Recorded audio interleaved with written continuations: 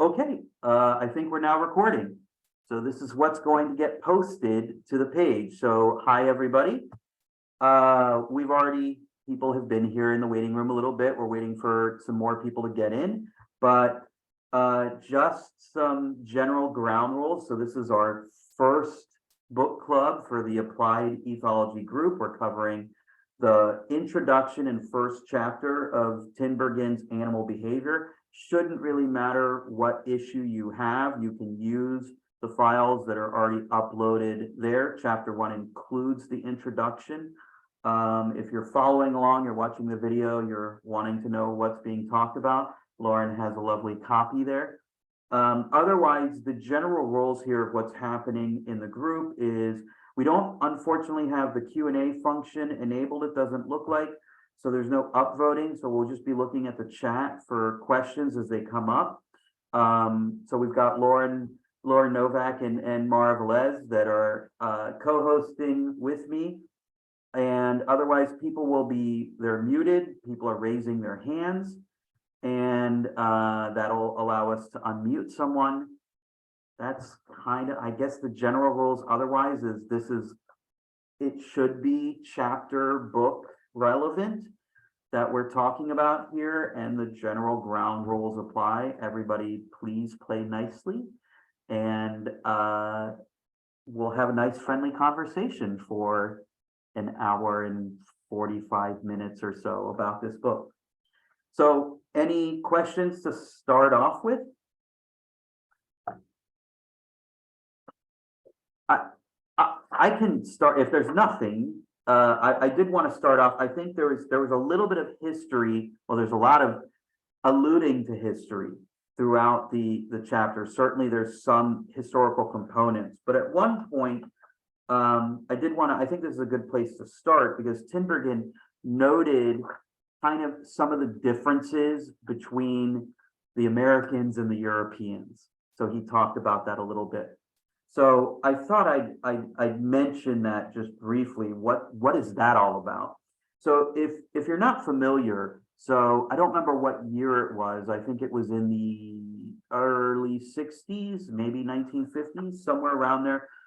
Konrad Lorenz, Carl von Frisch, and Nico Tinbergen all shared the Nobel Prize in medicine and biology for their work in ethology.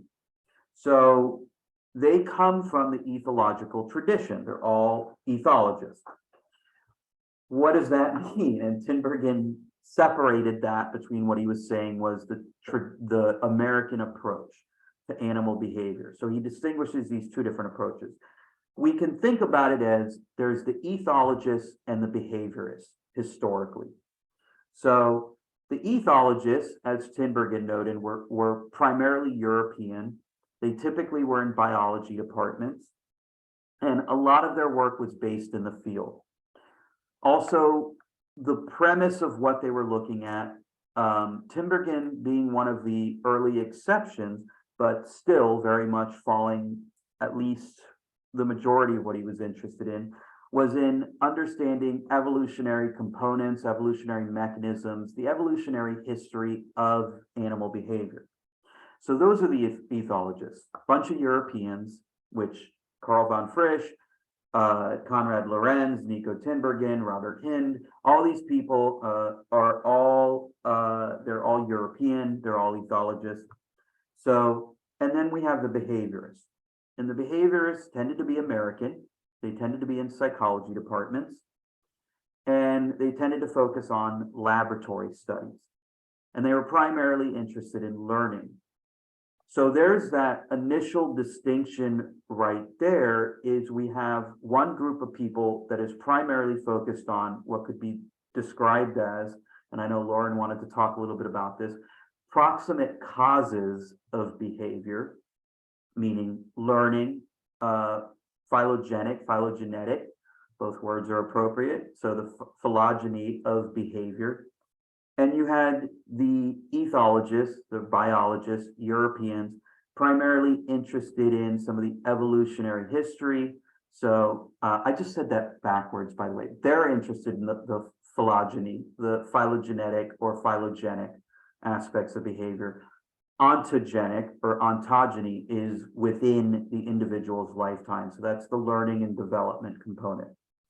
And that ties back to Tinbergen's 4 questions, which don't get talked about now. I don't know how much we'll go into that, but really you can think about his 4 questions as being split between proximate causes, so ontogenic stuff, and the phylogenetic functions, or the evolutionary stuff, the species, so across a species lifetime. So what did they evolve to do? And Tinbergen spends much of the chapter talking about some of these differences. So talking about method. Eddie, just to clarify really quickly. Yeah. What the ethologists are calling function is not the same thing as what behavior analysts call function. Yep. Just to clarify for people, yep. What really they call proximate function is what behavior analysts call function. Right. Why can't we use the same language? Let's be confusing. Yeah. So there is some. As somebody who originally was trained as a behaviorist and then started to get my training at the doctoral level in ethology, and working even with one of the last ethologists, traditional ethologists out there. So Bill Rowland in the biology department at Indiana University. But so the ethologist originally, Nico Tinbergen really made a distinction between causes and functions. And he looked at I don't think this is as important, and we don't see, even the biologists, the behavioral ecologists, the evolutionary theorists don't make as much of a distinction. They kind of use function and cause interchangeably. But when Tinbergen, because Tinbergen here talks about some of the causes of behavior, and he's usually using that to refer to some of the proximate causes, although even here he interchanges how he's doing that. So he distinguishes that between some of the function, some of the evolutionary function. Behaviorists tend to use function for proximate behavior, whereas the traditional ethologists tended to use function to identify evolutionary mechanisms. So the phylogenetic stuff, and they would use cause to identify the ontogenic stuff. So it was a little bit of a distinction between terminology, in that when a behaviorist would say function, if they didn't get this out of the way in the room together, if they happen to be interacting with each other, which Konrad Lorenz himself would sometimes do, usually to go beat up on some comparative psychologists, since he was not that friendly to comparative psychologists. And he had a lot of really important criticisms that he said about comparative psychology approaches, but you would hear one say function, and behaviors, for instance, would talk about function, and it's not the same way that ethologists were talking about function. So we just handled two big questions, big comments there, which is the distinction between function and cause, and then some of this history. So what's interesting is that there was certainly some Nico Tinbergen, of course, like a good introduction, and being somebody who is very much interested in integrative kind of approaches, he makes it sound like everyone was contributing equally and had important things to say. But there was some certain animosity, I would say, that historically existed between ethologists and behaviorists. So I think that sometimes gets, as we've seen a few discussions pop up here and there, gets misattributed to being that one only looks at proximate or ontogenic or the learning stuff and doesn't acknowledge the typical species specific evolutionary stuff versus the other doing that. But what it really boiled down to, it's far more nuanced than that. It just means that it often meant that there was more of a focus on one than the other. So even though Skinner himself spent a considerable amount of time throughout his career talking about the importance of selection, talking about the importance of phylogeny, especially going into the last couple decades of his work, going into really the 80s. He really started to focus a lot more on trying to bridge an evolutionary understanding of behavior and talking about reinforcement itself as a form of selection. Still, Skinner was far more interested in the learning stuff, the proximate stuff, and behavior analysts to this day are far more interested in the proximate stuff. I think that's fair. Just to clarify again, because you said reinforcement as selection, and because we're talking about both ethology and learning stuff, you're not talking about, just to clarify for everyone, you're not talking about reinforcement as selection of genes or a mate in order to produce offspring. You're talking about reinforcement to select behavior. Right. Yeah, that's a really good point. So I'm referring to Skinner's 84 paper, Selection by Consequences, where Skinner identified 3 levels of selection. So he talked about evolutionary selection, right? Selection, survival, that typical species stuff or species typical stuff, the evolutionary history, natural selection. And then he talked about behavioral selection. So selection at the individual level within an organism's lifetime by reinforcement. And his third level happened to be cultural selection, what people like Sigrid Glenn have called meta-contingencies.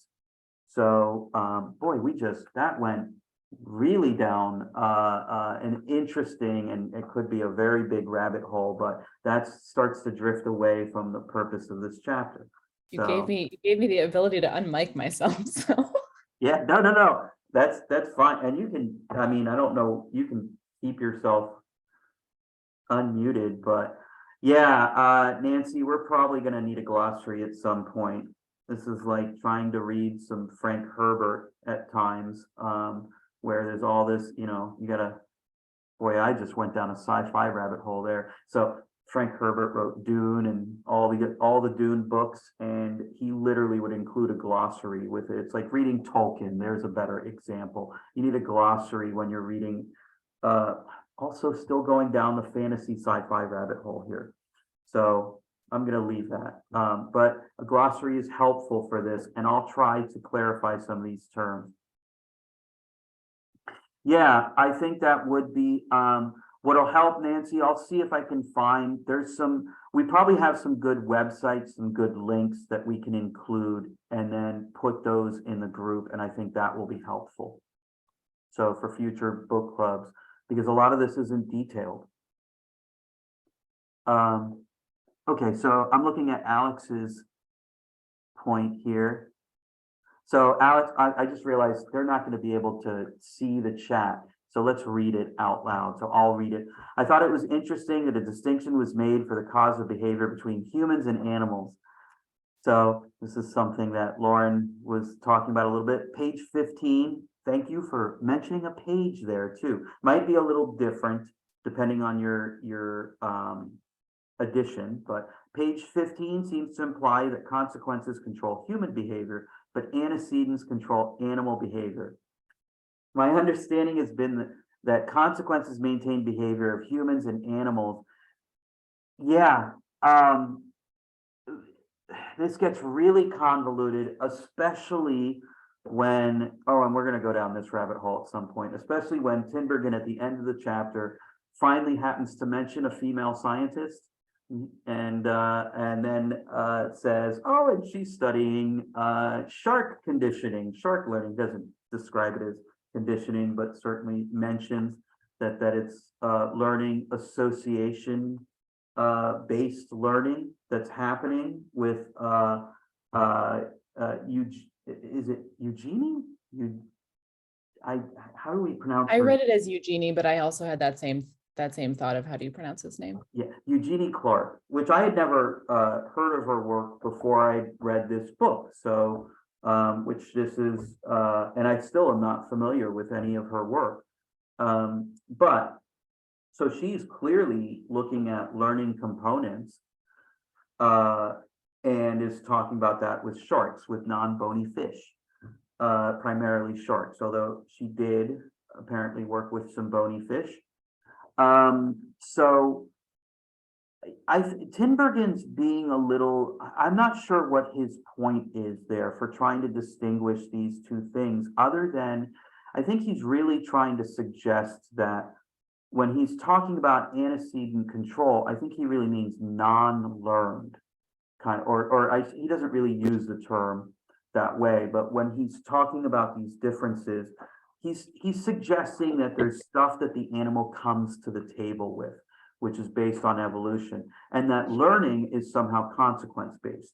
So he's trying to make a distinction there, I think is what he's doing. But there's lots of I mean, all of respondent conditioning is antecedent-based associations, right? It's just operant conditioning that is consequence-based.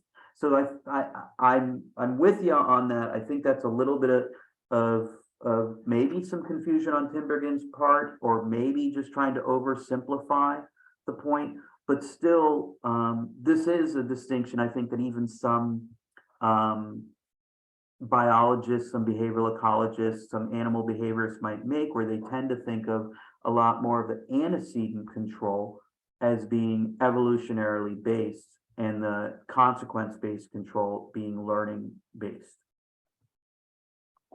I think this is in the same paragraph, but Eddie, I had messaged you early about something I took a bit of issue with in this paragraph that I think it would be interesting to talk about, which is the sentence I marked here, that the animals react to much more rigidly than we is the stimuli of the moment, suggesting that animals are much more rigid in their response to the environment, and that they have less flexibility, and that we have flexibility, and somehow theory of mind gets in here, that like we can forward think and they can't forward think, which of course, you know, there was no, I don't know, I don't think there was much talk about complex contingencies and you know, all of the stuff that Joe Lang talks about now, and all the stuff that we know about you know, humans are not super special compared to animals. We might be a little bit more complex, but we're governed by the same laws that they are.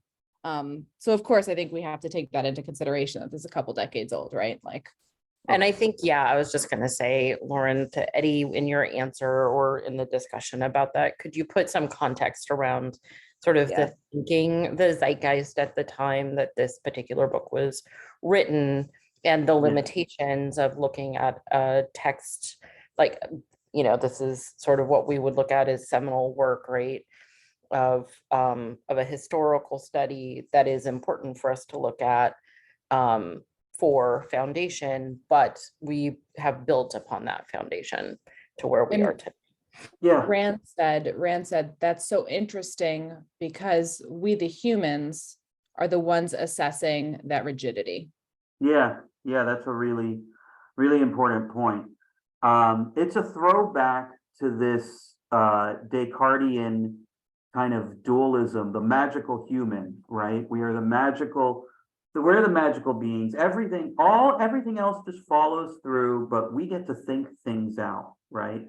So it's a little bit of that Descartesian dualism. Rene Descartes, original dualist, who thought that the thing, you know, all animals just respond instinctively, in some sense, respond automatically to stimuli, but because we have, as Rene Descartes literally believed, we had this special connection to God through our pineal gland. So that allowed us to, I'm not kidding, this is there in his philosophical approach. That's what's known as Descartesian dualism. So it's this, which is what behavior is often referred to as that mentalism, right? So this is the mentalistic approach. Is there something magical that happens inside the human that allows us to be different than animals?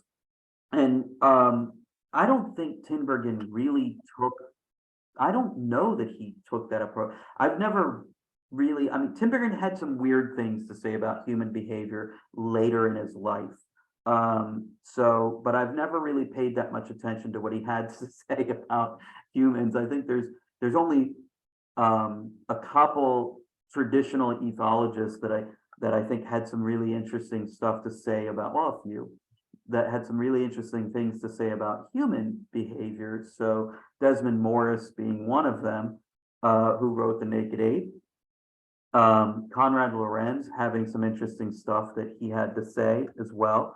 Robert Hind, however you want to pronounce his last name. I always say Hind, but I've heard other people say Hind, so I'm actually not sure which one's correct, but had a lot of stuff.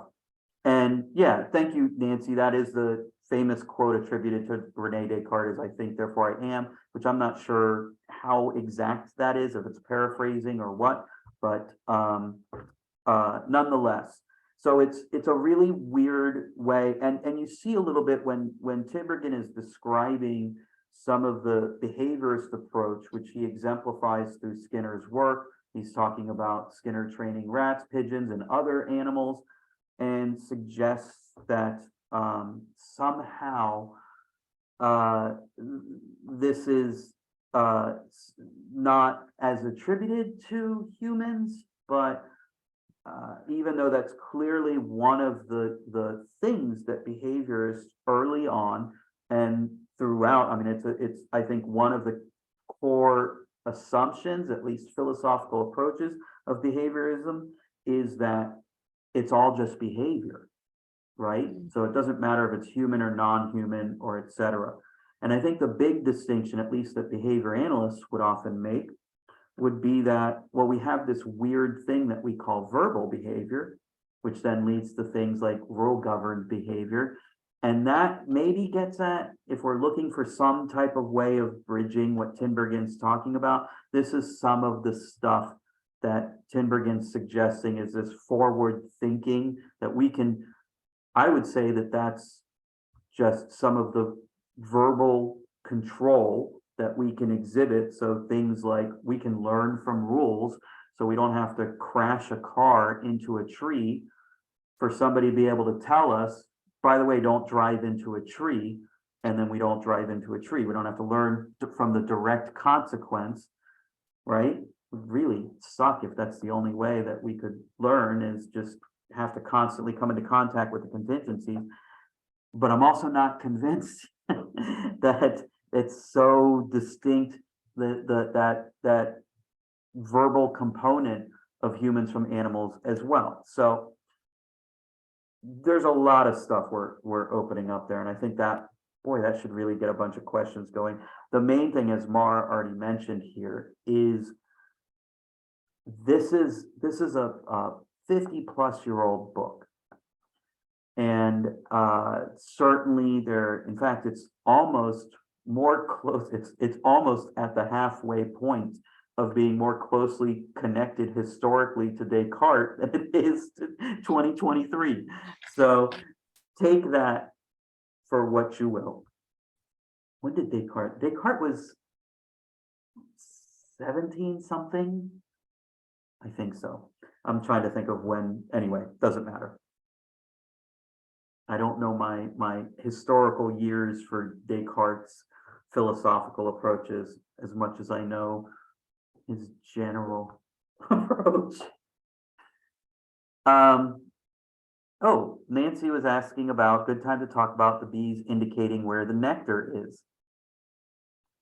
Yeah, anything, Nancy, you want to come off mute, and should we take Nancy off mute? And I'm here. Hey. Hey. Can you hear me? Okay. Yeah.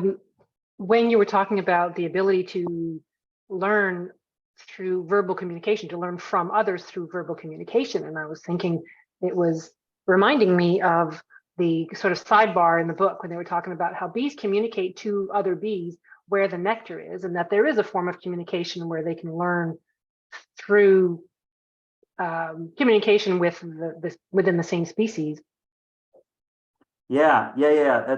That's a really important point, and it ties back to even part of what Cheryl had mentioned and the assumption animals don't think, and how much of a change we've seen. I mean, you see Tinbergen really even beginning early on talking about how the only thing we can do is observe animals, which I still think that's there's a relevant component there, but it was a little bit of the assumption um, that animals therefore don't think or don't have, and especially at the level of some type of what behaviorists would describe as verbal behavior, some type of communication, or the ability to learn through rules, through that communication, to even have cultural transmission.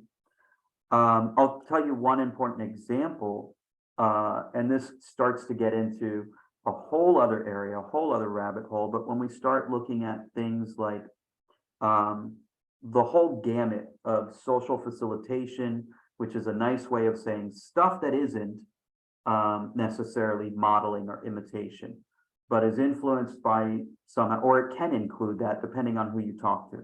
But nonetheless, the general term is imitation. So I'm just going to say this loosely, even though there's different ways that people talk about imitation, talking about whether it's just social facilitation or imitation, whether we're talking about modeling, etc. So there's a procedure that is in the literature for dog training called do as I do, right? Some of you may have encountered this. The do as I do procedure. Well, there's peer-reviewed literature out there, peer-reviewed publications showing the effectiveness of the do as I do procedure. That you can, in fact, teach dogs to do things by showing them what to do. And then generally, you have to also have, you have to reinforce those responses of engaging in the modeling response as well. But nonetheless, rather than shape a response, in fact, there's one paper published close to a decade ago comparing shaping to the do as I do procedure, where they're just using imitation modeling. So this is an interesting aspect. And, you know, going back to Albert Bandura's work on observational learning in general, which was used at times, I think erroneously, as an argument against learning theory. But it gets at core components. I mean, there's lots and lots of literature now. Some of the coolest stuff done was originally by Epstein, looking at imitation in pigeons back in the 80s. 85 or so is when he published one of his big imitation papers with pigeons, where he did really cool stuff showing pigeons could imitate. But in the last couple decades, we're seeing stuff show up about imitation with horses, with dogs, with all kinds of animals. So animals to humans, imitating humans. So that's been shown in a number of different species, dogs being one of the big ones, but then also conspecific imitation. So that doesn't follow the kind of neat package that Tinbergen is laying out here. So, and it certainly, I think, I don't know, throws a wrench in a little bit of this stuff. This is why I'm mentioning this, is that I think this weird, so the main point in all of this is this idea that somehow humans get to be magical and everything other than humans that's a living organism is not, and they're just learned by some basic learning contingencies and mostly instinctual. They don't get to think about things. Certainly is a very I'm not sure it's even 1960s mentality, but it is certainly not. It's, let's say it's at least a 20th century mentality. That sounds fair. 20th, 19th and 18th century mentality. And by the way, a couple people have posted that too. Descartes was 1596 to 1650. So I was off by a century when I said 1700s. It would have been 1600s. 17th century. There we go. I'm close in words. So see, I love when people can point out something that I said that may not have been, oh, look at that, may not have been completely accurate, because it's really important. And this is one of the things Never let your ego get in the way of truth. So fair point. Mara posted one of the papers to the one of the Do As I Do papers. There's a couple big ones, Mara. There's one that was 2006, and I'm blanking on the author's names now. The 2006 one is Topol, Bryn, Topol. McCluskey. Yep, Topol et al. And the other one is Fugaza, something like that. This is the Fugaza. She's the one who did but she did it in conjunction with McCluskey. So I just did So the that's- Topol. Yeah, the McCluskey. Fugaza one is what, 2014? I think that's right. Okay. Wow. Yeah. See, this is I can always have to go challenge find it. myself how well I can remember the names and the authors. So Fugaza, I remembered the and 2014-ish. So really cool stuff. And the Fugaza paper, if I remember correctly, that should be the one that compared shaping to the Do As I Do procedure. I think the Topol, the 2006 Topol et al. Paper should have just looked at the ability to train with Do As I Do. Is that Yeah, they did it with own dogs. cool? Awesome. So one of my little challenges to myself, I always see how well I can remember the references, give a very, very brief summary of the information. So cool. Okay, I saw Cheryl's question. Nancy, was there anything else with respect to the bees and communication and the importance of the, and Carl von Frisch's work, which one of the big things that Carl von Frisch did initially, which was really important, was just showing that bees could see color, which would have been silly if they couldn't. Why would flowers be so damn beautiful if bees weren't using that as some of the important stimuli that they were attending to?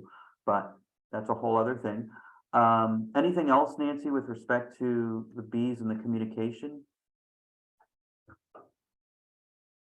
Nope, nothing more to add. Okay. Cool. I saw Cheryl's point there about can be really interesting to see how dogs translate human action in Do As I Do, since their bodies are different, i.e. paws, not hands, and how they sit.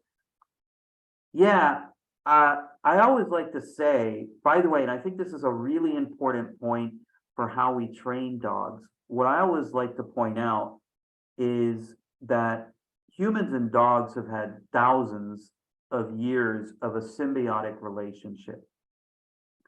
Why that's important is that, number one, so I don't know what a dog thinks, but I don't think dogs look at people and think, you're just like me, you're a dog, right? Any more than we look at dogs and think that they're furry humans, right? It's a symbiotic relationship. And I think pointing out that symbiotic relationship is incredibly important because especially for positive reinforcement-based trainers, for reward-based trainers is the term I tend to use, what some people call force-free, because one of the core assumptions of the traditional training, how much that carries over into balance training, dominance-based theory, is that you have to be the alpha, right? Which assumes that it's not symbiotic relationship, that it's literally you are part of the pack. And I think that there's not good evidence for that by any means. I think there's lots of good evidence for the symbiotic relationship that exists between us and dogs. So probably their ability to learn from things like they can follow our gaze, they can follow our pointing. There's papers out there about that. I don't think they're doing that. I don't think they would do that seeing a dog paw in the direction as the way they do as a human does, because it's not, they're not treated as the same type of thing. They're not looking at us and going, well, you're just another dog. I'm being a little serious and a little facetious at the same time in all of that. So. Oh, nice. Thanks, Mara. The shaping Do As I Do. And then we can add any of these links also, I'm sure when I upload this video, we'll upload, a little statement with it as well, and we can put those links. So that will be good. I'll have to remember to, well, I'll have the transcripts. There's a good chance, maybe that's what I can do as well, is upload the transcripts of the chat with the video. Neither of them are open access, so Let's mention that really quickly, because that's a really important point for for the Applied Ethology group. So how do you get papers without paying for them? Since our group is meant to be a scientific group, it's meant for scientific discussions. So there are a lot of ways to get papers without paying for them.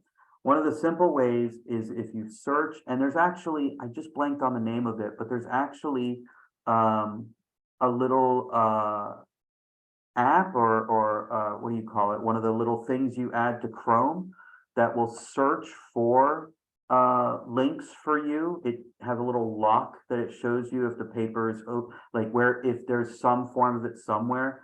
Often you'll see things on, and also, yeah, if you look on Google Scholar, which Sarah Matters just mentioned Google Scholar, a lot of times Google Scholar will give you multiple options for links, and some of those will be off the publisher's link. Otherwise, you can email the corresponding author, and they will, more often than not, send you the article themselves. That's all a legit process to do that.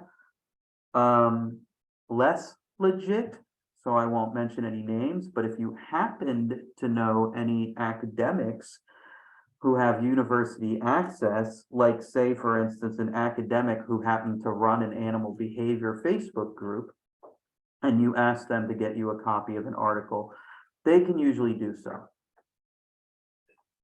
They can just get it through their university access and then get you the article on the sly. So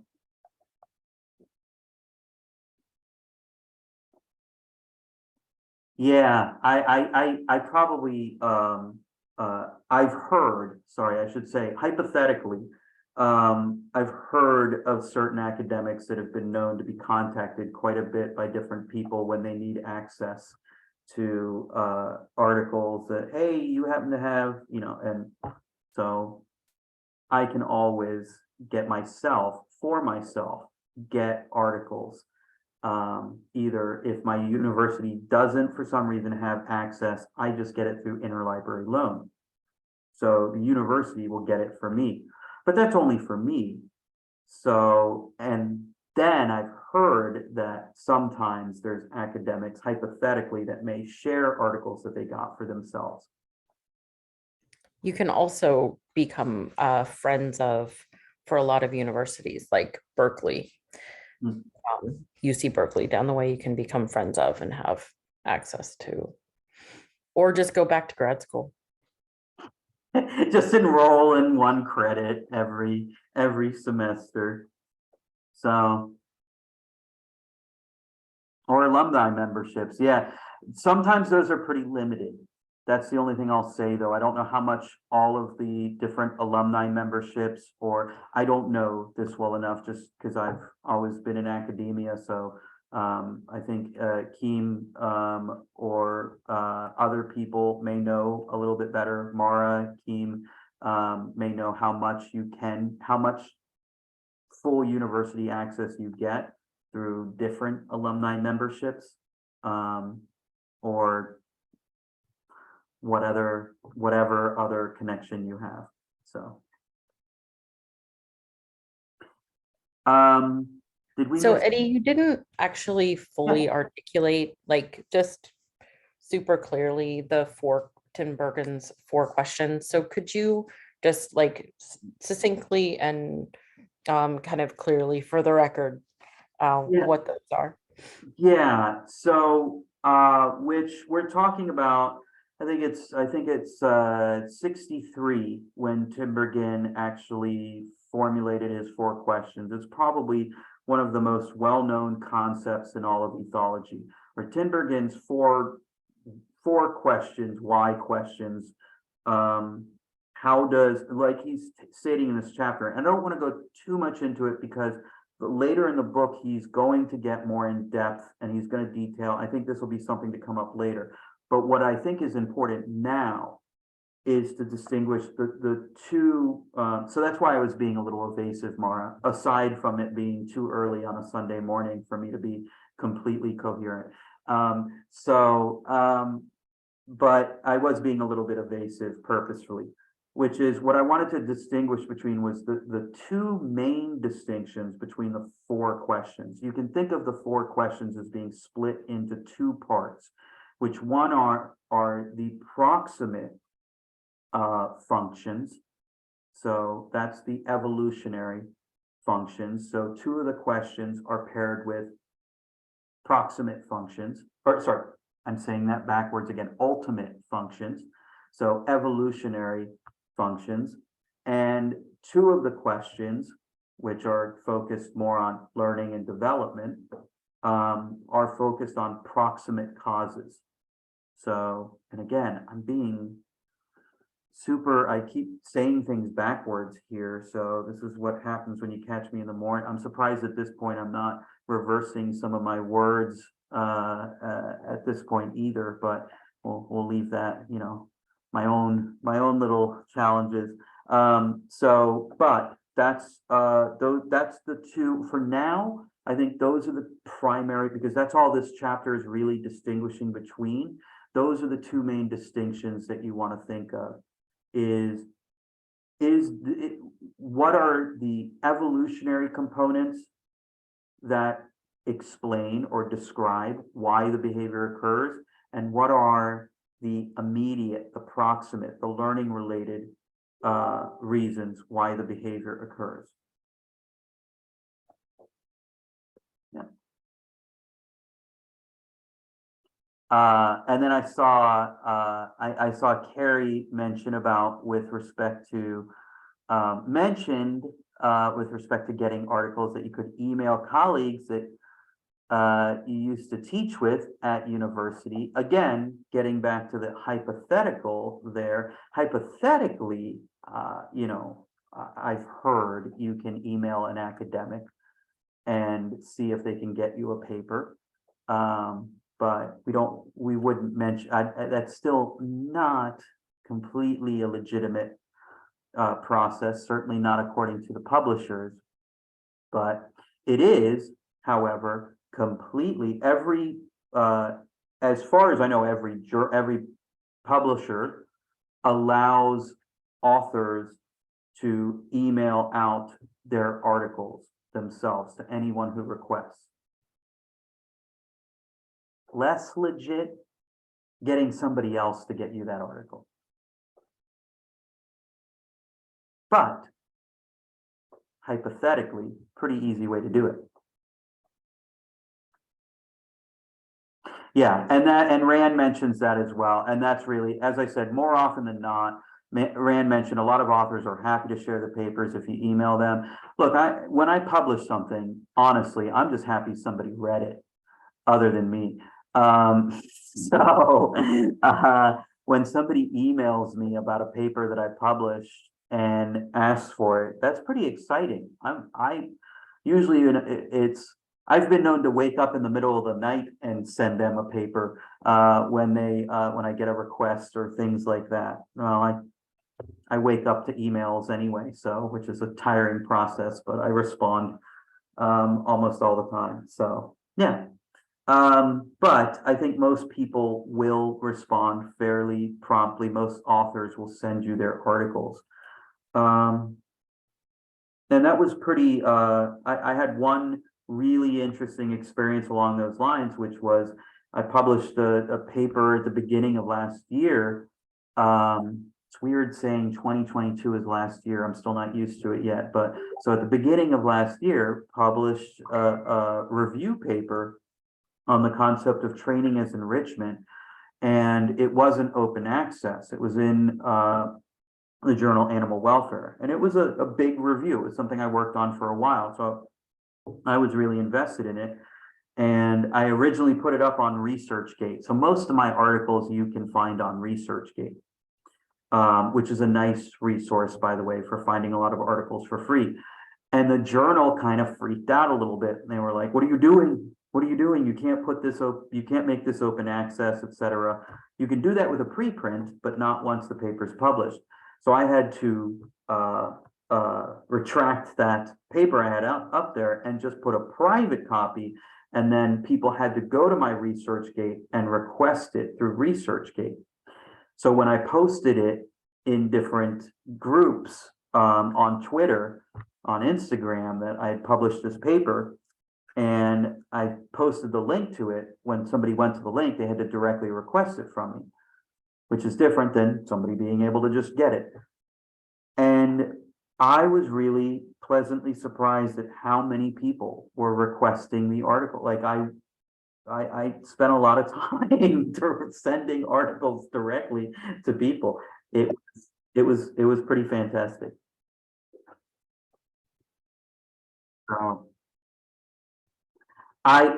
Lauren said, Eddie, you love talking. I do. I want to address as many questions, as many comments here as possible, though. I just think that we have a pretty tame group here, and I think we could maybe trust to unmute people and just, yeah, why don't we unmute let us everyone? open up the dialogue and, you know, open videos if people want to have videos on and have more of a free flow Yeah, discussion. I think that we have, what, about maybe 25 people or so? So I think, yeah, why don't we, can you hit that function Done. where it allows, done? All right, everybody can unmute themselves. I will say the last thing Catherine had asked about the paper I was just talking about.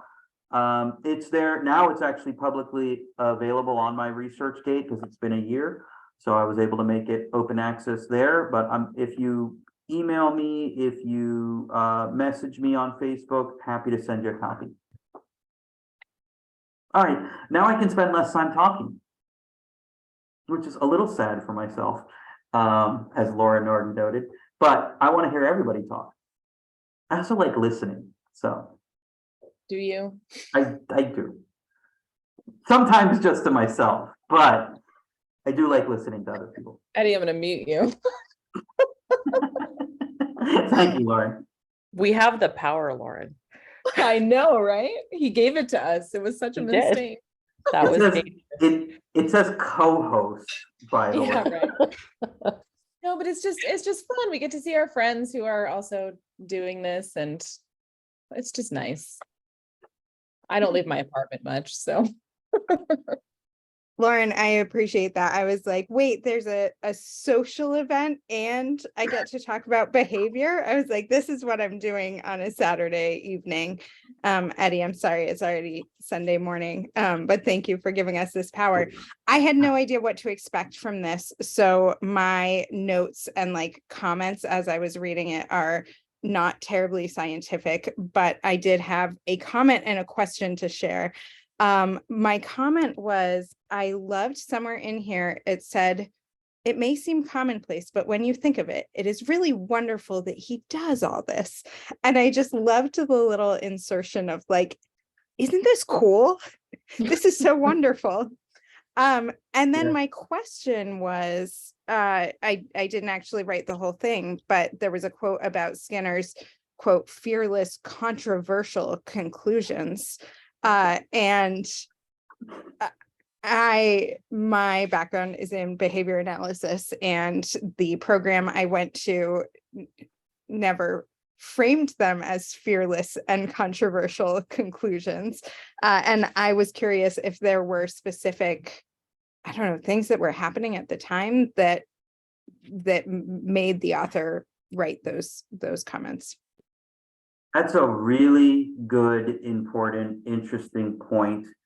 And there's so many, and by the way, this is a discussion. So the other thing, and I don't want to make it feel like somehow like I don't want this by any means to feel that I'm the oracle. Somehow I have an answer for all the questions, and that's how this works, is just people ask questions and I answer them. we have discussion, and I'll have opinions on some of this, but I certainly on this topic, I'll say my opinions on this, which are a few parts, which one is that there was always that misinterpretation of the term radical behaviorism, right? As if the term radical meant that it was extreme, which is not. It was meant to be tied to the mathematical formulation of radical, right? This is a derivation of behaviorism. So, but there was that common kind of gut reaction to the term radical behaviorism to suggest that it was some outlier. And when Skinner started writing his work, when he started, when he was detailing the law of effect in some of his early publications in the 30s, and even at the time of the behavior of organisms being published in 38, there was still many other behavioral approaches, consequence-based approaches that borrowed from Thorndike's approach. So like the Hullian approach that the Skinnerian approach just happened to take over by the 50s, really, by the early 50s. So that's one part of it. The other is that I think another really important part is the way that Skinner often wrote things, especially I think going into the 50s, maybe starting in Science and Human Behavior. So that's 53, I think, is 53, 57, that he started to treat it as if, which there was certainly, and he was talking a lot about philosophical antagonism that he was getting. One of the things I love, if you watch any old videos, I've watched a ton of these. At North Texas, we had this wonderful media library where they would get interlibrary loan. I ended up trying to find every video I could of anything that had been recorded where Skinner went into a debate, went somewhere, and Skinner loved to go on to talk shows, different forums, conferences, and debate philosophers. He often wouldn't debate other people, like he wouldn't debate Chomsky. He just, because it was asinine, his original criticisms, but that's a whole other thing. But he would debate philosophers all the time, and it was fun to watch him go on and talk to them. And one of the things he would do is he would immediately say, like, look, I'm a materialist. He's like, are you a materialist? And they say, well, yes. He said, okay, well, we're just going to get along fabulously then. And then he would tie all these other things into that important approach, which meant, a denial of mentalism, et cetera, et cetera. It was really wonderful to see him manage these conversations. So that said, I think one of the things he often did was himself treat these things as if he was saying something controversial. So by the time you get to About Behaviorism, I mean, the start of About Behaviorism is what, 20 points that he lists, where he's like, here's all the things that people have criticized behaviorism for that they got wrong. That's the way he starts the book. It's like, here's everything everybody doesn't know about behaviorism. So he I think really encouraged that type of like, treat this as treat what I'm saying as being controversial, because I think it really helped escalate the discussion, brought it about, so that people paid attention to it.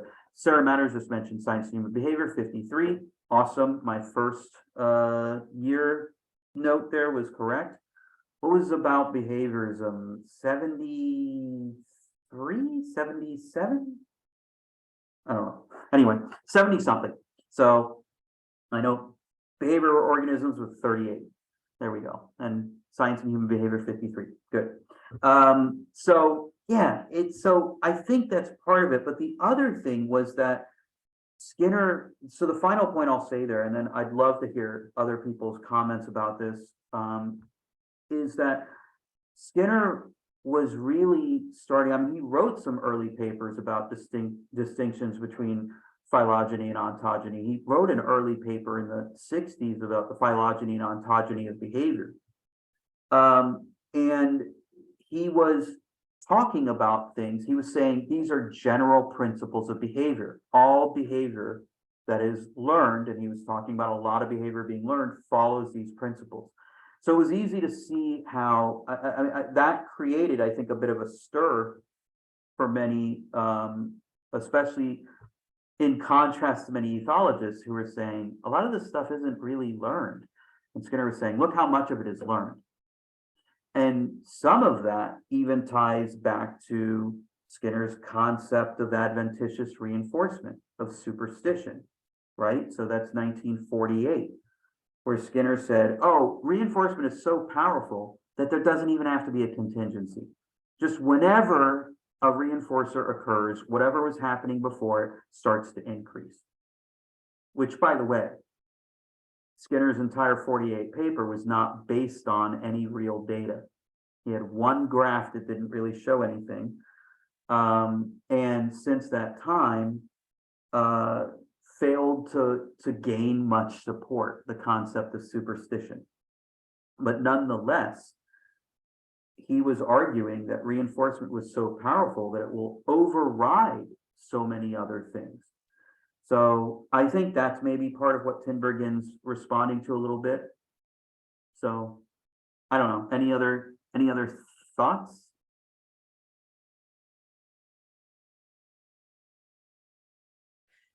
I don't really have much to say about it, but Lauren, you brought up the concept of theory of mind. And there has been some research on theory of mind in a number of different species. I don't know if you want to comment on that, because that is in contrast to some of the stuff that is in here of this sort of stimulus response orientation of the first chapter.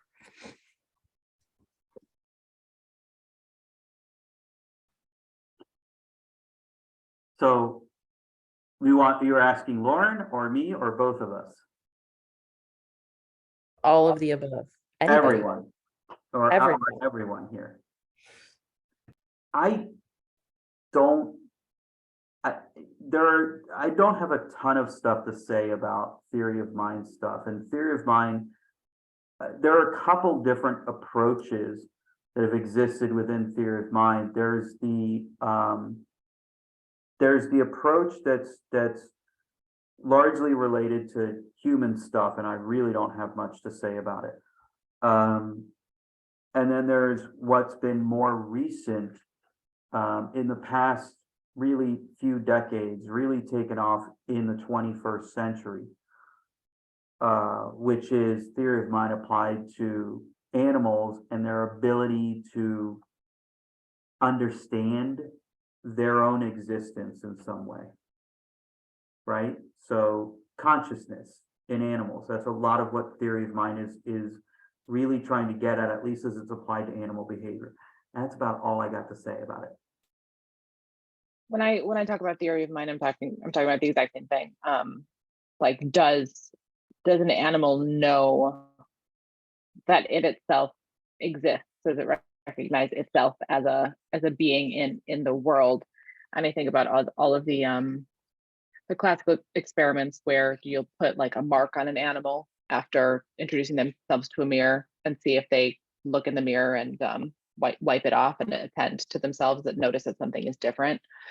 And I personally thought the thing that was most interesting about the stuff I've seen about theory of mind is that dogs failed that test, the mirror recognition test, but Alexander Horowitz had a great theory that sight was not their primary sense perception, and what if we did it with scent? And would they spend more or less time attending to their own scent that was changed in some way versus another dog's scent? And they did. They spent a different amount of time sniffing their own scent when it was altered.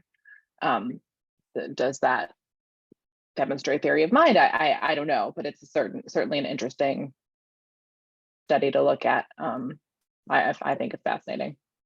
And when we're looking at comparative psychology, we're often using the same things that we use for humans to then those same experiments and running them on animals, and like you just said, Lauren, like might not be the salient things that we're really looking at to measure that. So thinking about theory of mind in other ways.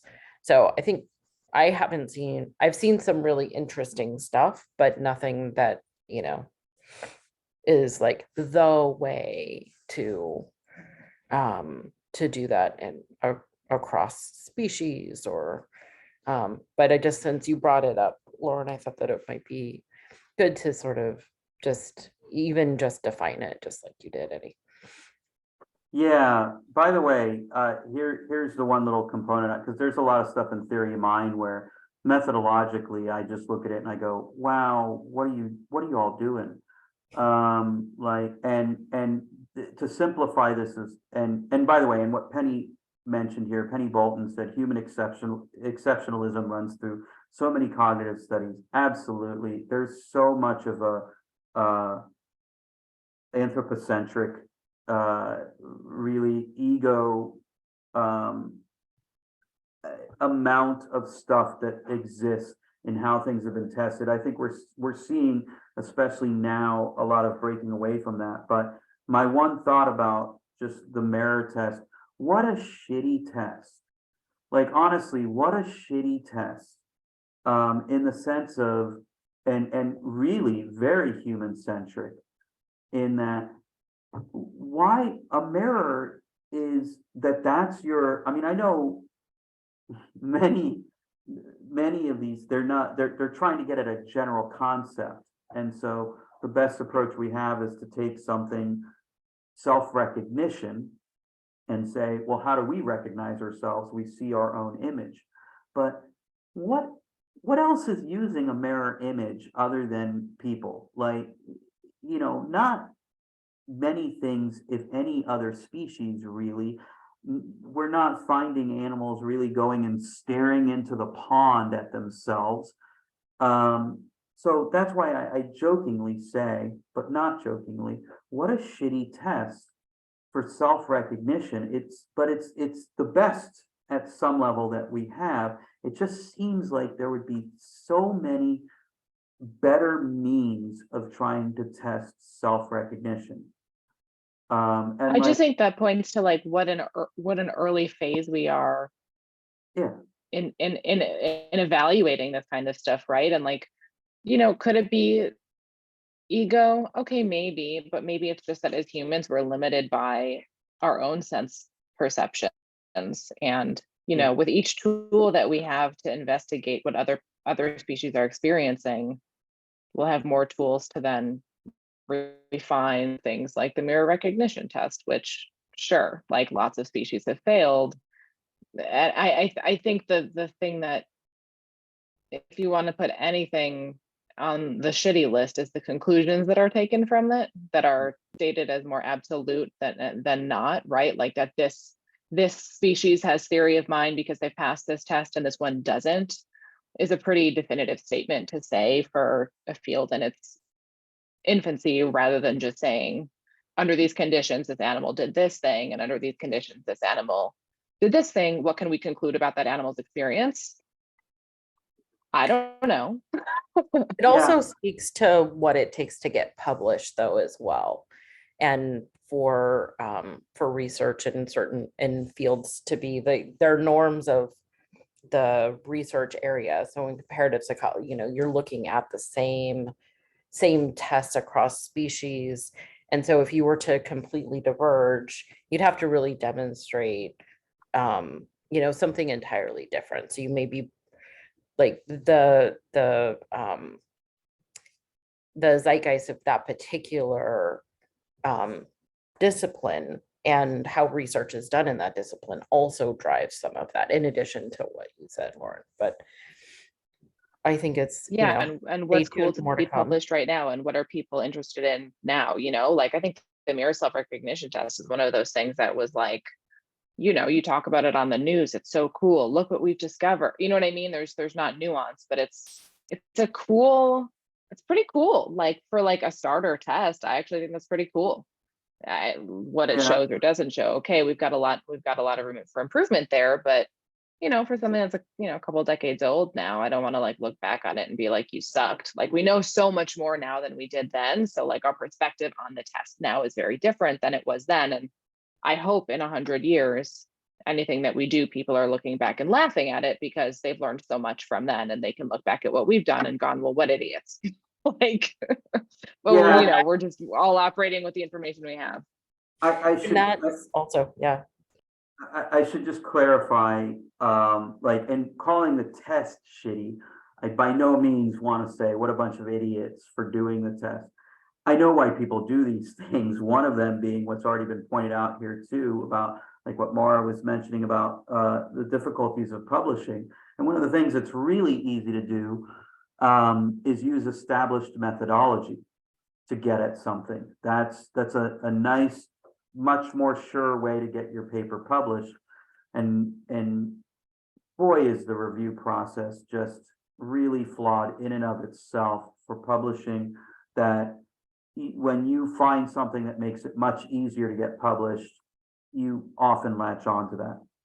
The other thing is already being mentioned here, is Penny's mentioned about the limitations we have of looking at things, and like what Lauren was mentioning there too, about hopefully, whatever it is, I hope sooner rather than later, but 10 years rather than 100 years, that people are laughing at the fact that people used to do this. But so when I mean shitty test, I just mean it seems like it wouldn't be that difficult to come up with some, but again, I haven't done this, to come up with some ideas that might get at self-recognition a little more so. And I know Carrie was mentioning whether then by at least by the mirror test, the blind person does not have theory of mind. Well, the part of the issue though there is that, again, how it's applied to humans, being the magical creatures that we supposedly are, theory of mind is used differently, especially within like clinical psychology and cognitive psychology, the term itself. But the simple answer there would often be, no, but we already have language to be able to demonstrate that we understand we exist in this place here and now. So you wouldn't need the mirror test for a person to demonstrate their theory of mind. At least, again, this can get very convoluted very quickly. It's one of the reasons why I often stay out of the waters as much as possible. I'm surprised I'm even having this much to comment on this, because I find a lot of this stuff very difficult to try to interpret what it all means. Sylvie said, theory of mind is something like animals are not only self-aware, but also aware that others can understand and be aware of themselves and about their situation. It's great. And Nancy said, animals as sentient beings is another thing that's being explored now that wasn't yet spotlighted when this book was published, which actually makes me want to bring up the other thing that I messaged to Eddie when I was reading the chapter, is their use of the term mechanistic. Yeah. Was it mechanistic or was it machine? I forget. I messaged you. I think he uses machine. He doesn't use, I don't think he says mechanistic, but maybe he does. No, it's the word of the use machinery. I was trying to make it better. It was the use of the word machinery, which I was like, were these people still talking about animals in terms of, because when I hear machinery, I think of, the real old school, animals are like machines and input equals output, blah, blah, blah. And I was surprised to see that language in this book. So was Tinbergen here using that language? Is this another one of those different definition issues? I'm going to excuse Tinbergen a little bit here. I'm going to be a little bit of a Tinbergian apologist here in saying that I think for a lot of these things which I think it's really great that we're being critical of this information. I think it's important. It is 50-plus-year-old writing. We should be critical of it. But I think some of these things, because he's trying to simplify it, both for young readers and also as an introduction, that maybe he's relying on some of these old approaches. But that said, yeah, I think there's, and even today, I think there's still some of that treating of Then enough. humans as being magical. And I mean, look, you can talk to a linguist at any point, you know, talk to a nativist like Chomsky, and you're going to see immediately where the even evolution has turned us into magical creatures that just, you know, filled us with language and everything else got screwed. So it's not like that isn't still a common approach, a common philosophy is the magical human, and everything else is just reactive to things, and they don't even know, like as if all of a sudden it all feels, boy, I'm gonna make another sci-fi. I might as well just, like, if it's not obvious that I've read way too much sci-fi, I'm about to make another sci-fi reference. It's like the Adams Hitchhiker's Guide, the whale falling from the sky that is suddenly realizing itself as it's about to die. And people act like that's like, you know, so if you haven't read that excerpt in the whale suddenly comes into being as it's crashing down to earth, because it's suddenly created there, and it's done from a morbidly humorous perspective because it's Adams and Hitchhiker's Guide to the Galaxy. But the point being is that's the way it seems like that's the way we often treat animals, as if they just don't even know, and suddenly, like if you gave a dog a theory of mind, it'd just go, holy shit, I exist, you know, like, and it seems a little, I think it seems a little odd, it seems a little silly, but at the same time, you can see where we run into the traps of giving a little too much credit to everything in terms of what it's doing. I mean, we certainly see the problems of anthropomorphism, you know, of attributing all these magical things to animals.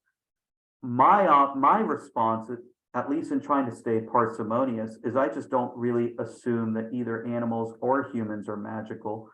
So that's kind of my response. Is I'm not convinced everyone else around me isn't, you know, just flailing about in some way. I know I'm often flailing about in some way, and there's But we're all magical, Eddie. We're yeah, all I certainly am not very magical. Sir, so, but we see, I mean, I think that's a really important part of learning, understanding learning theory and how learning applies, is that we don't have to be aware of the things we're learning. And there's many, I mean, think about how much we're on autopilot for so many of the things we do. So I don't know. So from that perspective, I think, and tying it back to this chapter, I think that's important that Tinbergen makes a couple distinct points about this, which is, now I don't like that he then took that leap of saying, and you know, humans, we get to think about this stuff, but everything else doesn't, right?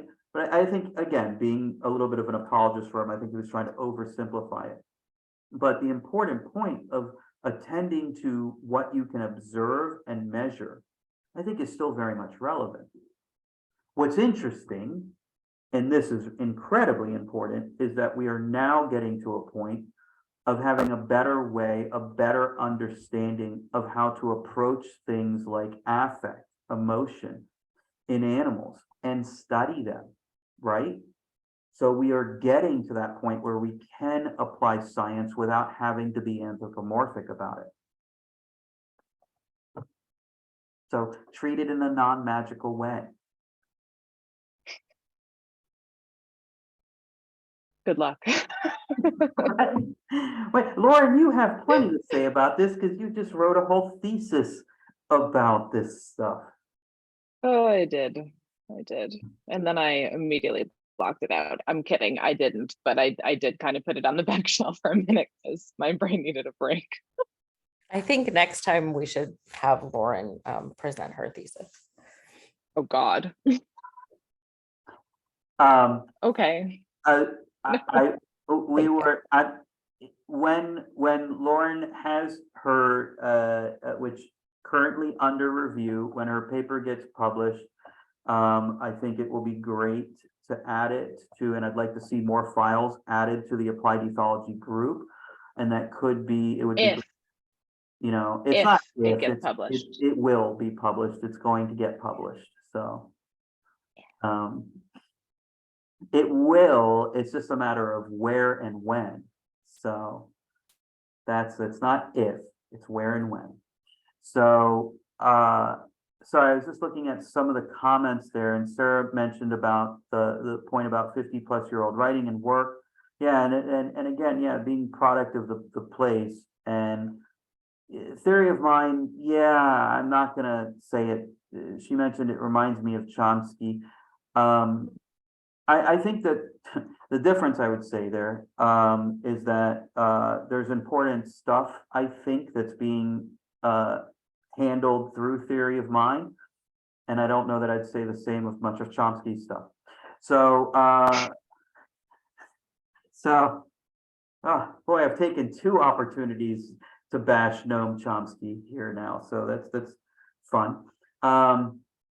Actually, I don't even want to, I won't go down that rabbit hole, but the at least the nativist approach I find incredibly problematic, especially for language, which is primarily Noam Chomsky's approach.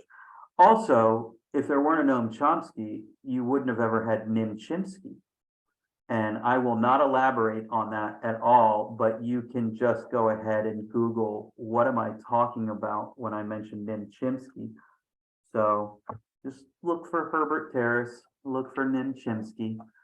There's a fun little, an Easter egg for everyone here or watching the video.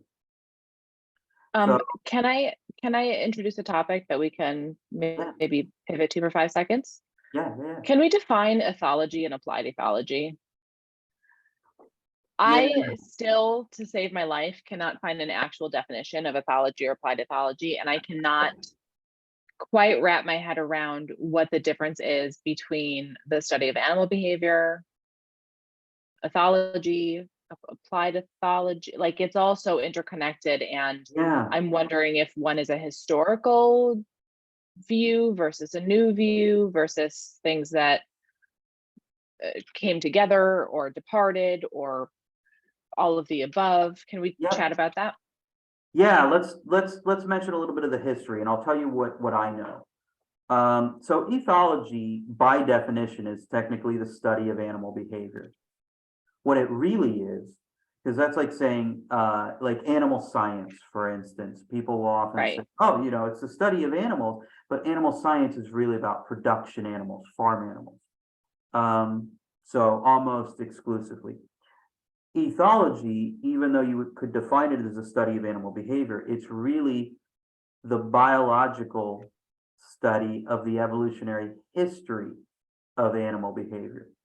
So it does certainly examine aspects of learning, but just like learning theory is primarily interested in learning, ethological approaches are primarily interested in the evolutionary underpinnings of animal behavior and from a biological approach. So how do you apply that? Because you know, in applied behavior analysis, of course, there's, you know, the experimental analysis of behavior, which is where you are working in a lab and you are figuring out the different variables and what affects this and what affects that, what not. And then the applied version is, now how do we take this information and help people and use this in a real world to make effective, positive change? So applied ethology. Yeah, well, I already alluded to the fact that ethology basically doesn't exist as a field of study anymore. Most of what exists now is behavioral ecology. So you saw E.O. Wilson kind of pivoted the movement away from ethology to sociobiology. And then you started to see that pivot to what now in most biology departments, any study of animal behavior and the evolutionary connections to it is under behavioral ecology. So it's a very, otherwise you might see some neuroethology, but there isn't really a traditional, there's very little left that is like coming from just a traditional ethological perspective. So would we say that it's a historical and I don't want to say retired, but kind of retired branch? Less used? I mean, not commonly used? Yeah, there are Now, still, I mean, I was fortunate enough, as I was doing my doctorate. So, Bill Rowland was a traditional ethologist that was in the biology department at Indiana University. And he was on my committee, and unfortunately he passed away before my qualifying exams, but I got to hang out with him a bit and gain some insight into that historical approach. I mean, he actually passed away while he was, I think, up in Norway, somewhere in Scandinavia, like collecting some sticklebacks or similarly related fish, doing these traditional ethological experiments. So, and which often was connected with field studies. Applied ethology is a little interesting. So one of the early things that you saw happen was that Robert Hind, as I said, Robert Hind was an ethologist who did his PhD at Oxford, so where Tinbergen was. And it was, I think Lack was his advisor, but he always attributed, like, his primary mentorship, he attributed to Nico Tinbergen. And what Hind did was really try to integrate learning theory with ethology.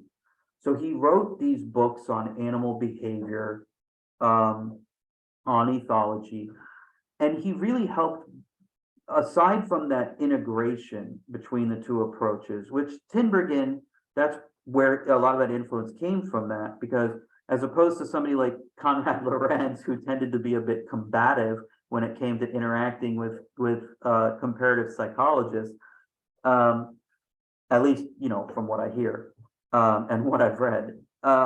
So as opposed to that, Tinbergen was very much interested in aspects of learning, you know, interested in what he was calling these proximate causes. So Robert Hind tried to create a bigger bridge. And the other thing that Hind did, as he was, I think, ended up as a professor at Cambridge, the other thing he did was really help start that field of applied ethology. So from the start, going into the early 60s, where you start to see applied ethology start to emerge, there was this lack of real distinction between, you know, it incorporated all of it. It just said, we're interested in the applied aspects of animal behavior. And it helps that a couple of Hind's students that worked under him were Jane Goodall and Diane Fossey. So if you're wondering about Hind, and Hind is, this is the same Hind mentioned here, working with canaries in chapter 1. So Hind was pretty and apparently he got in arguments with Lorenz over this integrative approach he took. Lorenz thought he was watering things down, I guess, or something like that, but it was pretty important. So that's where I would say really the roots of applied ethology were. And as a result, I think applied ethology has traditionally been just applied animal behavior. That's it. That's the way I always think of applied ethology.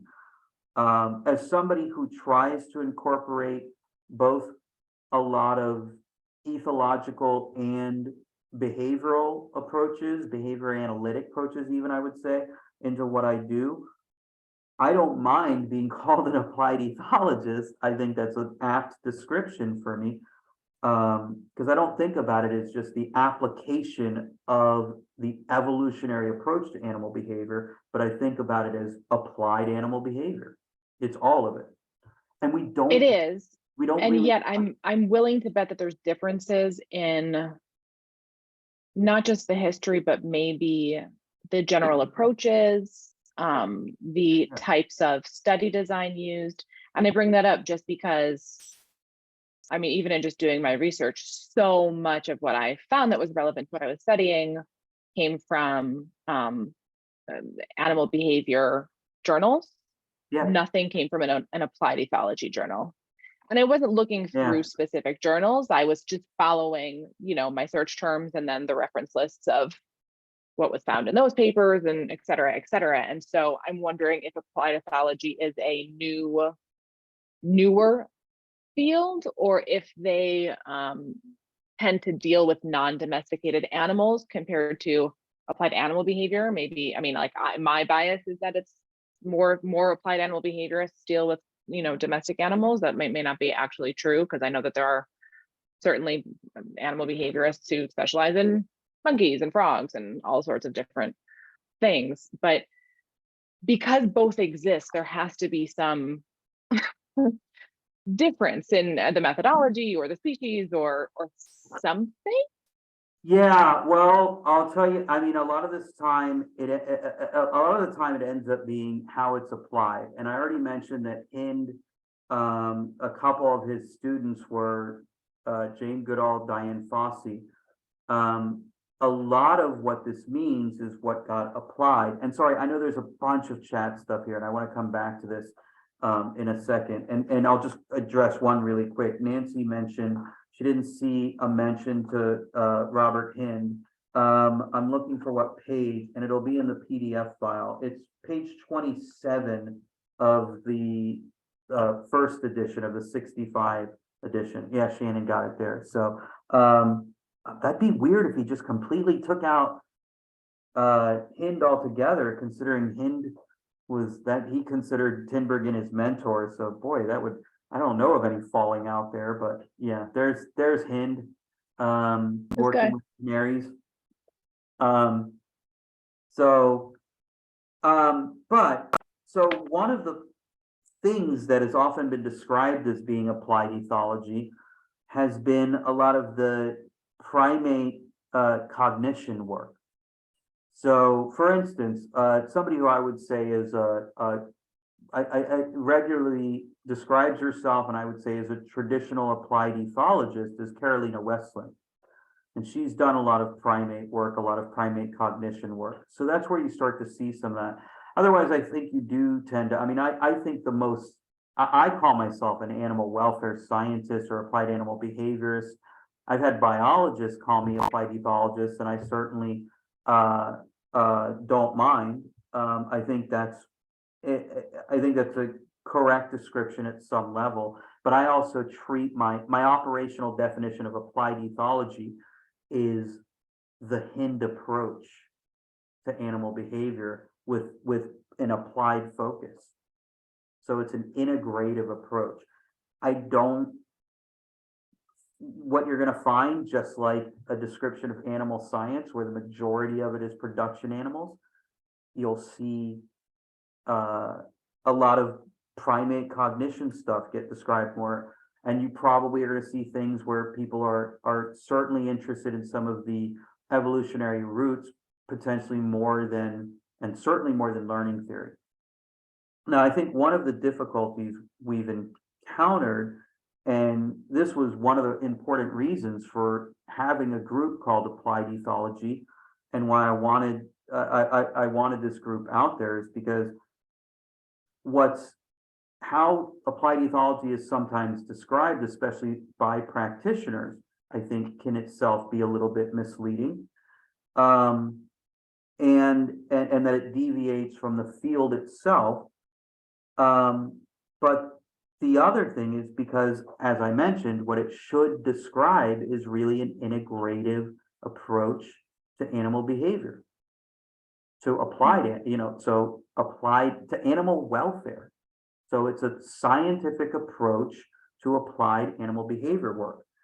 And equally important, while there are things like special interest groups within behavior analysis for applied animal work, I mean, many years ago, couple decades ago, I ran the special interest group. I'm the one who changed the name from the terrible acronym of the Animal Trainers Forum, ATF, that Karen Pryor started the group. Karen Pryor and friends started the group as part of the Association of Behavior Analysis, what's now ABAI. International, yeah. Yeah. So, but back when it was just Association of Behavior Analysis, so ABA, that started in '97, and in the early 2000s, I was involved with that group and changed the name to the Applied Animal Behavior Group itself. But there's not really a label for that. Some people have tried to say, applied animal behavior analysis, and I think that's incredibly limiting. I found a lot of the I found a lot of the applied animal, the behavior analysts doing applied animal behavior work. There are some of them that can be very limiting in how they want to think theoretically.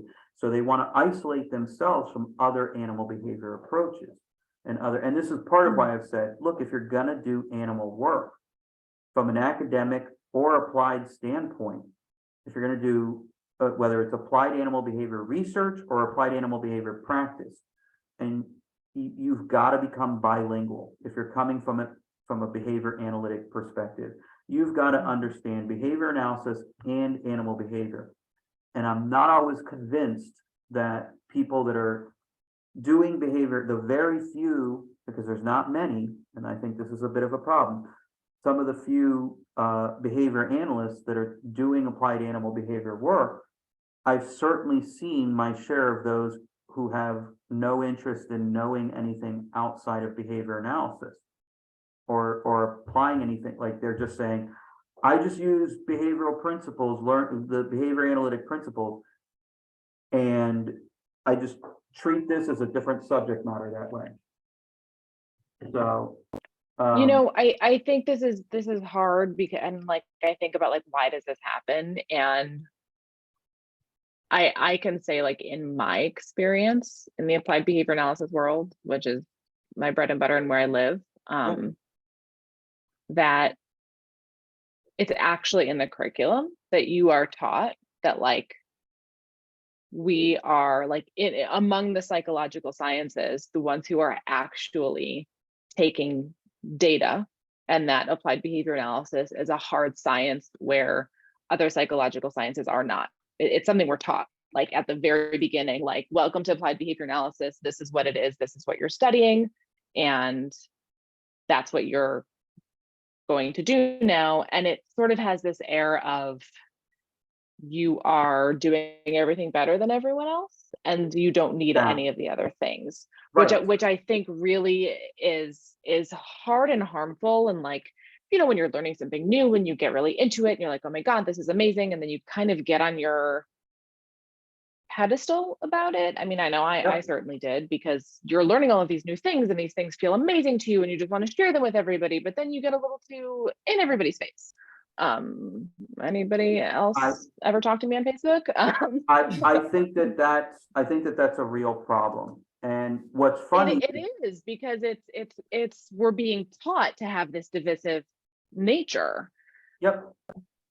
And what's funny about that's why I mentioned, and I'm empathetic to having, weird beliefs and how you approach things. And I was trained as a behavior analyst.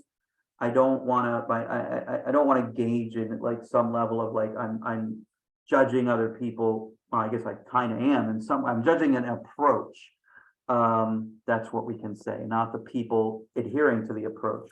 So I get it. I get the like, hey, this is what I've learned and this is how I'm going to apply this.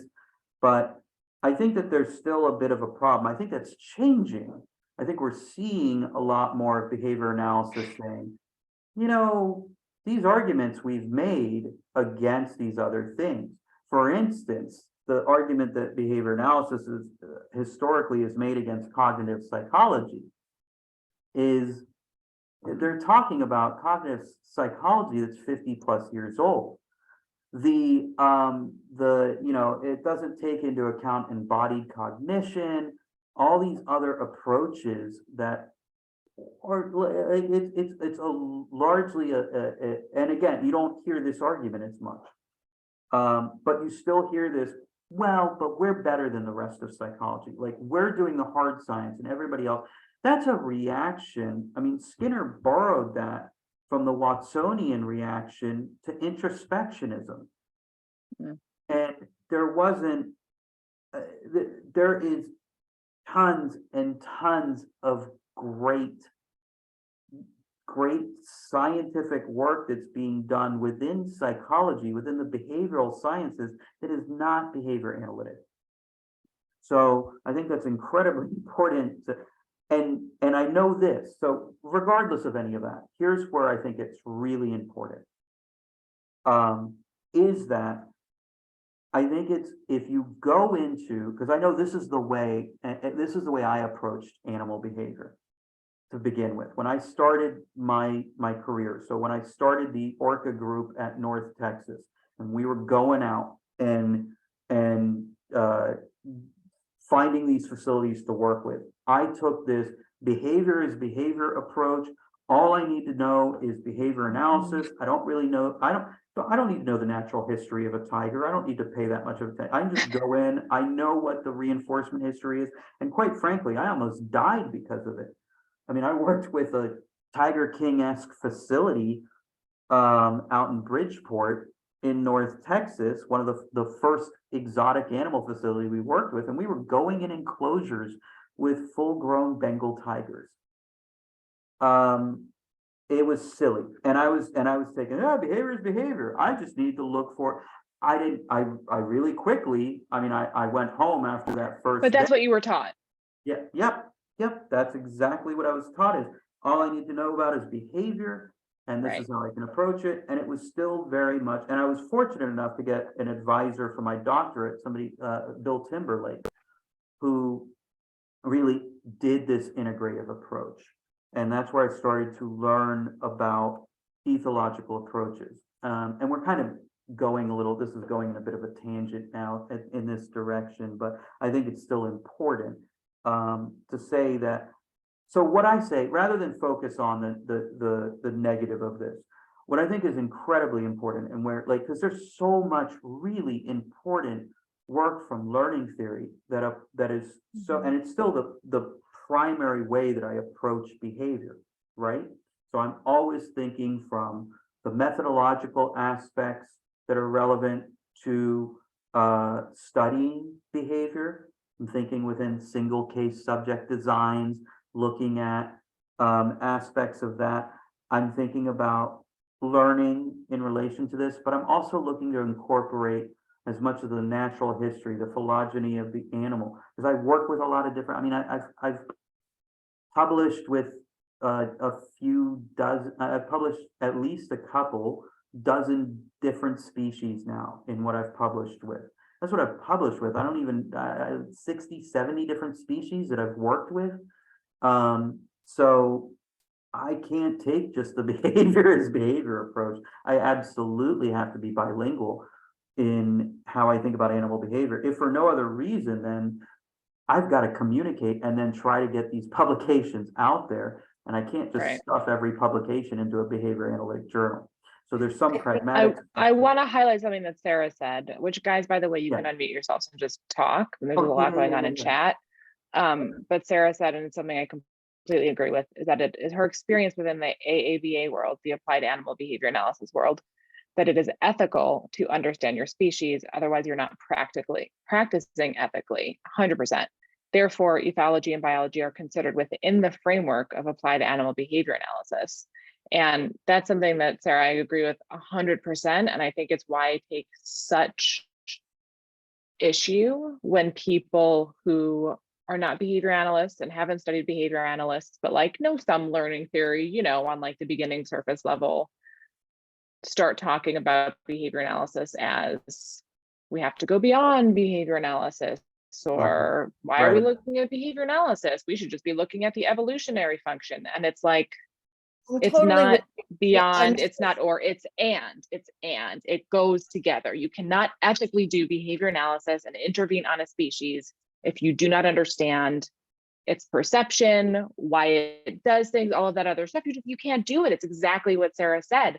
And I think that's what frustrates me so much, and what I'm hoping we can, I don't know, come together and talk about and like promote more in this group, is that it's together. It's not, oh, you're bad because of this and you're bad because of this. It's no, we need to be together with all of this and moving forward and trying to figure out a framework that is more inclusive of all of these different wonderful sciences that give us this information to hopefully move forward. And I think a lot of people in this group, we're trainers, we want to help people. And so this fighting, it's like, no, we can get stuff from everywhere and move forward. I'll stop talking and get off my So soapbox Lauren, now. did you know, so I'm doing behavioral ecology degree. Hey, Kat. Hey. So did you get to, in any of your classes or courses or anything, get to look at the Isle Royale study of moose and wolf? No, because I did a human You did human. ABA. I did a human ABA. I had to work with kids, like, and I was really grateful that was my experience, because I knew how to get the other stuff. Like, I started out in the animal behavior and conservation part of school, and then went, oh, this is really not for me. And I moved over to animal behavior stuff. And then luckily was really fortunate to somehow, I don't even know how I got Eddie to be my outside mentor. Eddie, how did I do that? I don't even remember how I made that happen. But so I kind of cobbled everything together. And So like, it's super honestly interesting. spent my thesis just reading all the other stuff I didn't get. So Right. sorry, I'll stop talking again. So yeah, so you know, and I think if I explained the scenario to everybody in this group, everybody would go, "Oh my gosh, that's gonna fail." But this is what they did. So they had an overpopulation of moose on Isle Royale outside of Michigan, and they decided to reintroduce predators in a wolf pack. All right, we're gonna get a wolf pack out there, and they're going to take care of all the overpopulation of moose who are eating too much of the vegetation and making it deserty. All right. So they went out to Canada and they trapped wolves from different parts of Canada, and they put them on the same island to create. Not just like one wolf pack and they got all of them and shipped them. Thank you very much. Random wolves that we're just gonna put together. Okay, I want to read that. Oh man. Yeah, if you want Right. to read, and this started in 58. It went downward. They've done it a couple of times. But my favorite story is there's this female wolf. I mean, and they killed each other.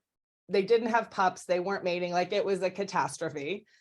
But my favorite story is there was one female wolf who saw the ice bridge and she booked it off the island. Like, I'm free. And they found her back in the place that they actually trapped her from. Right. So when we're talking about applied ethology, that would be an area where we actually might want to know a little bit more about the predator species and actually doing it correctly, instead of, I mean, that we had injuries from the traps, we had sepsis from the traps, we had fighting and death and escape. And this was in the name of, let's fix the moose. Right? What ethical review board said yes to this? That's a very good question. I mean, I think like I said, it started in 58. I'm not sure. Right, It I was was quite gonna so. Yeah, maybe there started weren't back any review there. boards Started in yet. the 50s, but Yeah. so I live in a country that is basically a giant island of experiments like this. So Australia, like, you look at the amount of times we've done stuff like that, like the cane toad. The cane toad was supposed to handle some pests, I believe, for some crops. The And mongoose on Hawaii. right. Australia. So we have foxes. Sometimes if I leave my office late enough, I'm walking out to my car, I see pairs of red foxes running together across campus. I know this is, thanks, Sarah. See ya. I know this is going to come as a shock, but the red fox is not native to Australia. Okay, so how did it get here? It got here because a bunch of old British dudes wanted to hunt some red foxes, so they brought them along. So we have just story after story like this of these animals that we have here. A bunch of them on my backyard that are just invasive species, invasive things, plants, animals, because the evolutionary history is so distinct. It created a lot of problems, right? Because we were this is a country that evolved or this area, Australia, evolved very differently than much of the rest of the world, especially for mammal species. It's why we have things like monotremes out here, egg-laying mammals that nobody else has, which, by the way, I ran into my first monotreme a couple months ago, which was really exciting on a night walk. Ran into an echidna, which is literally like a living Pokemon character. And little webbed feet and a long nose beak kind of thing, and then porcupine-esque quills, and it lays eggs. And it secretes milk, just kind of oozing it out like sweat. So where did that happen? And so those things tend to be pretty sensitive to new species that come in. But yeah, that's absolutely critical that we understand, and we see a lot more of that. It's incredibly important for conservation. It's part of why I emphasize this importance of understanding, of being bilingual and especially for behavior analysts, because I've seen other behavior analysts do exactly what I did when I started out. Now, to the credit of, by the way, a wonderful behaviorist, I wouldn't call him a behavior analyst, but a wonderful behaviorist, Clive Wynne, has really set a great precedent for training a bunch of behavior analysts who take a very integrative approach in how they think about behavior. So Clive Wynne is like, if there's a magical human out there, it's him in terms of being an advisor, because he produces phenomenal students. Nathan Hall, Lindsay Merkham, Erica Furbacher, Nicole Dory did a postdoc with him. These are all like wonderful, Lisa Gunther, wonderful people that have worked with Clive and do amazing work. I can't forget Monique Udell, who's done some amazing cat and dog work. All of them, like you read their papers, they're fantastic. And they take this, that's the kind of integration I like to see. And I think that's important. I think that fits that definition that Tinbergen's trying to say, where there's a bunch of people that are all interested in animal behavior. I'm less a fan of saying things like applied animal behavior analysis, because when I hear that, it sounds very, it might not be, but one of the reasons why I've never been a big fan of that term is because it already sounds like you're trying to say, my behavior analysis is more important than what I'm going to learn from anything else in animal behavior.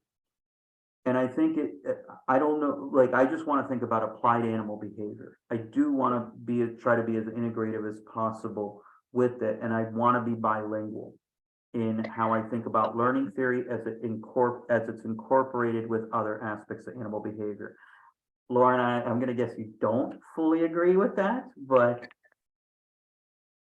My only in on that is that I think it's on people who are primarily studied in applied behavior analysis to have the other knowledge as well. And I think that people who do that well are awesome. I see less people who are in the animal behavior or like animal behaviorist field, or I learned ethology or just an animal behavior program. I see much fewer of those people attempting to learn the behavior analysis side of things. Yeah. And so like, to me, like labeling myself as a applied animal behavior analyst just basically says, I do behavior analysis primarily, like that's my primary method of looking at things. And I do that with animals rather than humans.